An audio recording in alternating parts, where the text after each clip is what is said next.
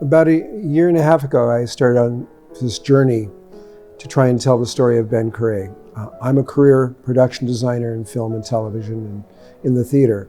And so, like so many of my contemporaries, we never look back. We always look to the moment and the future. And it's really been a problem for art direction because there's no scholarship about our origins or where we came from or why things are the way they are.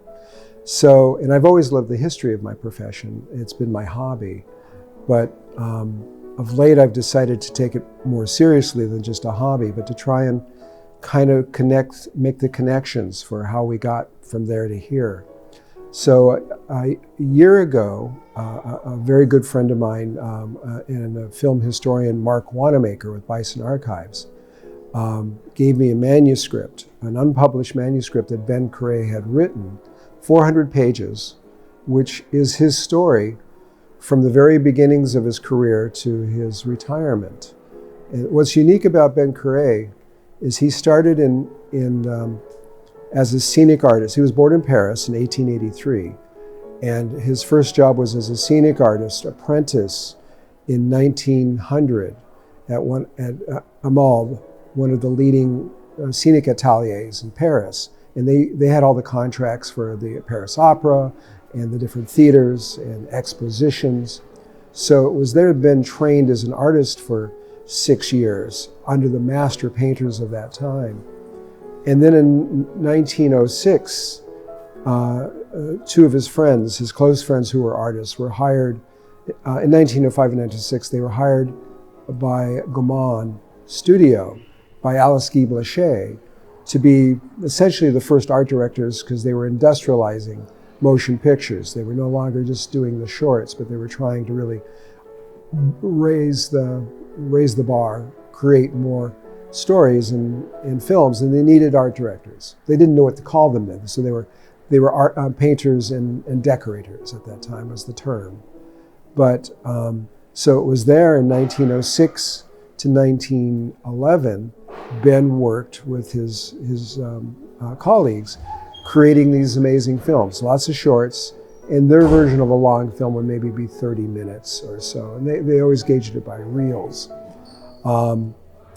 And Ben incredibly wrote these very detailed accounts of all these different episodes of his life, from his childhood in Paris, his training as an artist, painter, his teachers, his work at Gaumont and on the shorts and the different episodes. And we have showed some of those shorts at Pordenone for the Silent Festival, which have been great to see them because we thought they were lost. And fortunately, especially through Jay and Weisberg and the programmers, they were able to find these films.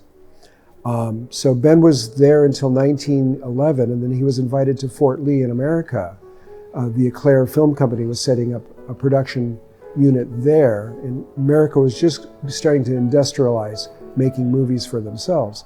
So there was a huge number of French artisans and technicians and lab people that all came over in that period of time to provide the experienced employment to the studios that were starting. And then it was in 1914 that Maurice Tourneur was hired by Eclair to take over the management of their studio. And that's where he was introduced to Ben. And around the same time, a wonderful cameraman by the name of John Vanderbroek also was working at Eclair. And they became the nucleus. The three of them became one of the first really important creative teams of a director, a cameraman, and a designer to make films. In the case of Ben and John and Maurice, they made 34 films together over a period of 5 years, which is a phenomenal amount of production. And they were really good films. I mean, they started kind of basic, but rapidly they took a whole nother level of sophistication, which wasn't common in American filmmaking. If you look at the early W.D. Griffith material, it's very melodramatic and very broad. And they had a few more years' experience on the American filmmakers. So they brought an example which was quickly imitated and evolved further. So Ben was in Fort Lee from 1912 to 1919, at which point they then moved to California to continue to do production. Hollywood at 1919 was really becoming, it was still a village by our standards. It was still very primitive farm culture and society, but it quickly became an industrial base for the American filmmaking, and then never looked back, never changed. Ironically with Ben, and he writes about this all in his memoirs, is he only came to America for a few years because he wanted to go home, he wanted to go back to Paris. The food was better, you know, the society was better, but he was not a wealthy man. He grew up pretty poor. His father was an artist as well, a decorative artist who helped do restorations of frescoes and murals for churches and things. So, but he died when Ben was 6 from the lead poisoning in his paints. So Ben pretty much grew up with a single mother, a hardworking single mother, and an elder sister, and that was kind of, he came of age in that kind of an environment in Paris. But anyway, Ben went to California and again helped enrich the profession there. Ben was the first one to paint because he was a master painter and master perspective. He was the first to paint motion pictures, even though they were shot in black and white. He would paint the sets in color, as the costumes were in color. And color was more of a natural environment for the actors as well. In the beginning, when Ben started, they were very strict about, they had 9 shades of gray that all sets were to be painted in. And that drove them kind of crazy. This is stupid. We can give you the equivalent values in color. Everyone will be calmer, more comfortable, and it'll be just an easier way for us to create the picture. So that's what he started that in Paris. He did that again in Fort Lee, and then when he got to Hollywood again, he started training people in how to use color paints for black and white movies. And it was after they first got to Hollywood that relationship with Turner and Ben had dissolved, and he then became a freelancer in Hollywood. A lot of designers, art directors, found a studio and stayed with one studio, whether it's MGM or Paramount or Warner's or Fox.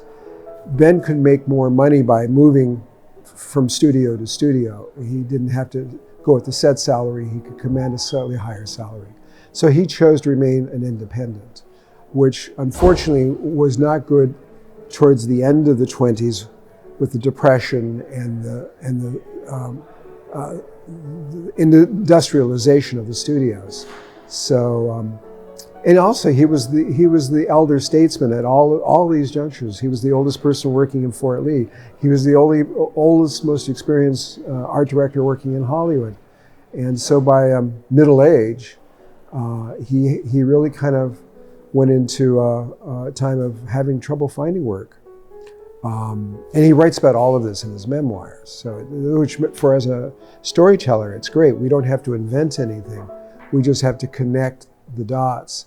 And his biography is written in his own words. So we have his voice. In many ways we have his voice. We also have recordings, oral history recordings of him talking. Problem with his Ben never really learned English. He had this very thick French accent. He could think in English and he could communicate. But as a painter, his way of communicating was by doing illustrations. There's 2 kind of schools of people that usually come into art direction for films. They either are architects who become designers, or they're illustrators and painters become designers. And there's others as well, but those were the 2 primaries. And Ben, being such a master of perspective, painting, could paint these, and they're not giant, they're all this size. He could render out his sets perfectly to a way that they could be easily translated through working drawings into full compositions. And because he knew every level of his craft, all the different that it took to take movies, he was a great communicator with the tradesmen, which is really where he was most comfortable. He was not a self-promoter. He was a reasonably shy and modest individual, but he had strong pride and strong, from his experience and his ability. And also he was a lifelong painter. So when he wasn't working, he would be out with his plein air box in the locations or in the wilderness, painting and doing compositions for his own training. He was a lifelong student because he was always going to art classes and studio drawing and drawing models and drawing the world around him. But by the mid-30s, he was really having trouble finding work. So he started being, but he was sought after people who really needed his talents, both as eventually as a scenic artist exclusively, but for a film like Dante's Inferno, which was done in Fox in 1935, they brought him in to design and supervise the special effects sequences for The Descent into Hell, which is all based on the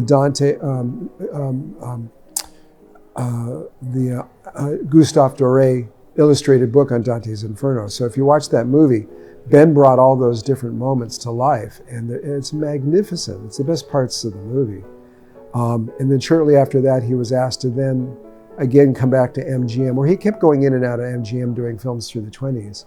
But in 1935, they invited him to do A Night at the Opera with the Marx Brothers. And that was an inspired hire because Ben grew up in the opera, in the theater, and knew that world and was able to work very closely with the writing team to develop all the gags that they needed throughout the movie. And the Marx Brothers were not very, if you look at their films, it was anarchy. And they were kind of lazy. It drove him crazy. And also Buster Keaton was one of the gag writers for that movie. And it drove the both of them crazy because they couldn't get them to focus. But they came up with all those wonderful transitions and gags for the movie, which is pure Keaton and pure Ben as the problem solver. After that, towards the end of the 30s, MGM, as all the studios, they were tired of the creative personalities going off the lots to make their movies. It was too expensive and they couldn't control them, and control was everything. So they envisioned going forward producing more of the movies and the worlds, both exterior and interior, on their stages and back lots. So Ben was hired to be, when they reimagined the studio paint department, scenic department at MGM, he was hired as the lead scenic artist. Bosco's mastery of perspective, because they needed photorealistic backdrops. And when I'm talking about backdrops, we're talking about things that are 90 feet wide, you do the conversion in the meters, but it's huge artworks. And Ben would be the one to draw it all in. And then he would also paint along with them, but he was a master. And so for the first 31 years of Ben Carré's life, he was the most experienced art director in Hollywood and in the industry from its founding. And then for the second 31 years of his life, starting in 1937, he was the leading scenic painter in Hollywood, working at MGM, mostly, doing all these big motion pictures, from The Wizard of Oz, where he was instrumental in helping them learn color again, in color for Technicolor, so that they could start painting their movies in color as opposed to black and white. And then going on to films like American in Paris, the amazing ballet sequence in American in Paris. That's all Ben Carré, all those impressionistic interpretations for sets. That's Ben being really the lead person. There were many fine artists that all contributed. The thing about a scenic artist is it's not a signature medium. You have to work as a team, as a unit. And there are people who are different, just like in Ben's beginnings. There's some people who specialize in doing skies, or architecture, or figurative, or nature. But you bring them all together in one department, and they all work together as a symphony orchestra, essentially producing paintings. So Ben stayed there for the rest of his career, doing all of the major films throughout the 40s and 50s. One of his other signature films was North by Northwest for Hitchcock. And Ben was really instrumental in painting both the Paris scenes and the bridge across the Seine where they have the beautiful dance, but also Mount Rushmore, and interpreting all the photo research that they did into painted backdrops, which they played most of the major chase at the end of the movie is all, you think you're on location, but it was all done on stages in front of painted backdrops.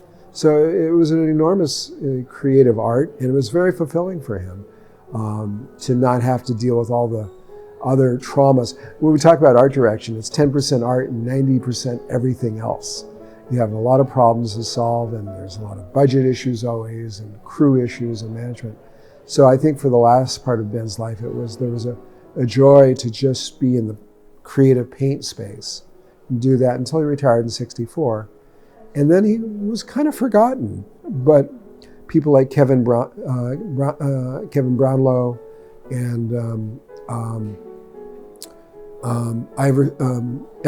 William Everson, all discovered Ben and were able to capture him. And they were the ones that encouraged him to write his memoirs. And then eventually at the end of Ben's life, he was really sought after by students and scholars trying to learn more about the story. And with something that at Telluride, where they actually honored him and they showed the print of the Bluebird that we showed here the other day. But we don't know how many films Ben made, because the record is just not, as I say, the scholarship and art direction, because we're not celebrities and we're not there to sell the movie.